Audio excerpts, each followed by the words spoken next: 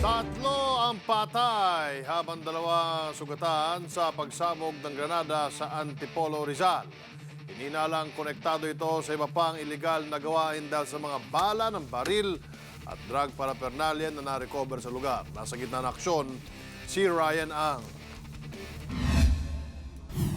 Isang pagsabog ang bumulabog sa isang bahay sa barangay Bagong Nayon sa Antipolo City kahapon ng umaga.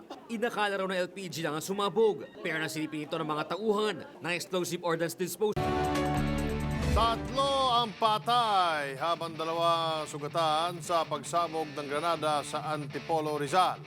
Hininalang konektado ito sa iba pang iligal na gawain dahil sa mga bala ng baril at drug paraphernalia na na-recover sa lugar. Nasa gitna ng aksyon, si Ryan Ang.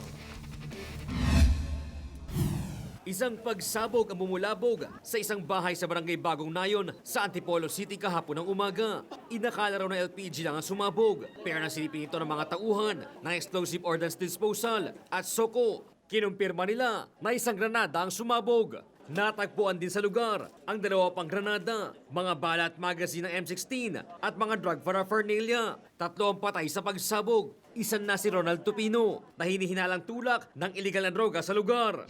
Baka gumagamit sila ng illegal drugs at may mga nakita rin po ng mga bote ng alak. So kung bakit sumabog, yun po yung inimbestigahan pa nung EOD natin.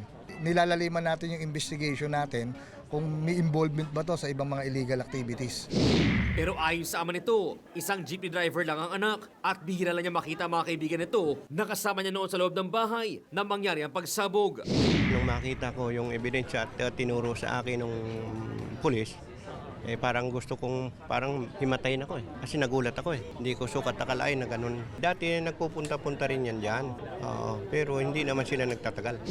Nasawi din sa pagsabog ang mga kaibigan nito sina Michael Wong at Art de la Cruz, habang dalawa pa ang sugatan. Isa sa kanila ang kritikal. Patuloy naman ang investigasyon ng otoridad sa insidente. Inimbitahan na rin ng ilang kapitbahay para makatulong sa investigasyon.